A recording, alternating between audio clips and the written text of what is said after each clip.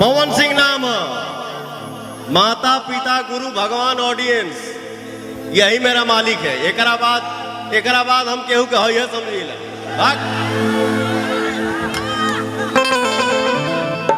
यही मेरा मालिक है। मैं इन्हीं पांचों से डरता हूं, बाकी दुनिया में कौन डराई रे?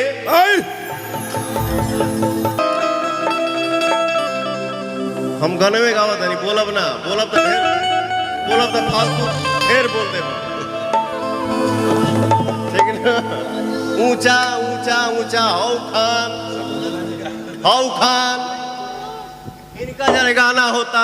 अरे तोहनी के आज करत हम कहिए कह चुकल बा। सही बात। अभी कहाँ करब तोहनी के कल्पना के नहीं जा सकत। कहाँ करिए पवन सिंह, उजा जाए में दूसरा जन्म लेना पड़ेगा। हमरा गीत के रवानी हूँ, पवन सिंह नाम, माता पिता गुरु भगवान ऑडियंस, यही मेरा मालिक है। एकरा बाद हम केहू के है समझिला।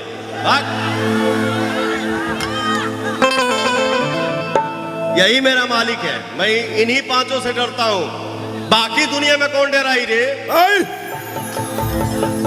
लेकिन मैं आज ये अनाउंस कर रहा हूं इस मंच पे, जो आप लोगों ने भी कल्पना नहीं किया होगा, उसको भी नचाऊंगा भोजपुरी में। भैया भैया भैया भैया राउर खातिर 4 लाइन कि हवा देखी है लोगों ने, समंदर नहीं देखा। हवा देखी है, आंधी का बवंडर नहीं देखा। अरे बड़ी और भी चीजें हैं जहां में कुएं के मेढकों ने समंदर नहीं देखा। तो आप समंदर हैं। धाना शकुंतला जी। हमने अपने माँ बाप से, बाबा से, दादा से यही सीखा है, यही सुना है। अबू आप लोगन के भी हम बता दी, आम जब फल देला ना झुक जाता है। क्या बात है, मजा आ गया। आम जब फल देता है तो झुक जाता है, वो कभी नहीं बोलेगा कि मैं बड़ा हूं, वो ऐसे हो जाएगी। लेकिन गड़हा में ऋण जौन होला ना, ऋण का कहला तो नहीं देले रे, वो ऋण कहला होलारी में भांज के जरा दिया ला। एक डढ़िया में 10 को फरी ऐसे हो जाए।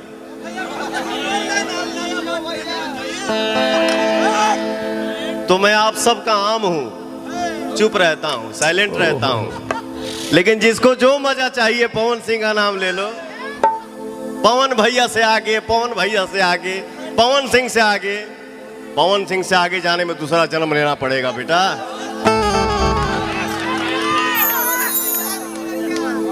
झमकावला से हुई। रहिए आज हमारे बीच हम सबके फेवरेट वॉइस अमृता दीक्षित का स्वागत, अभिनंदन। आओ ट्रेंडिंग स्टार। ये गरीब ब्लैक एंड व्हाइट में होते। इसका जो भी गाना आता है वो गाना ट्रेंड करता है। गॉड ब्लेस यू, आप बहुत आगे बढ़िए, मस्त रहिए बेटा। 2 मिनट तनी एगो हमार भाई बोलला सा गाना गावे खातिर। हमरा गीत के रवानी हूँ, हम गाने में गावत नहीं, बोलब ना, बोलब तो फालतू ढेर बोल दे। ठीक ना? ऊंचा ऊंचा ऊंचा हौ खान इनका जरा गाना होता। अरे तोहनी के आज करत हम कहिए कह चुकल बा। सही बात।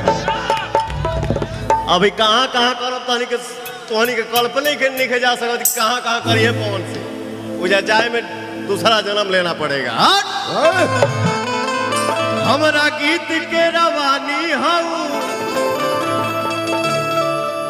पवन सिंह नाम, माता पिता गुरु भगवान ऑडियंस, यही मेरा मालिक है। एकरा बाद हम केहू के है समझिला।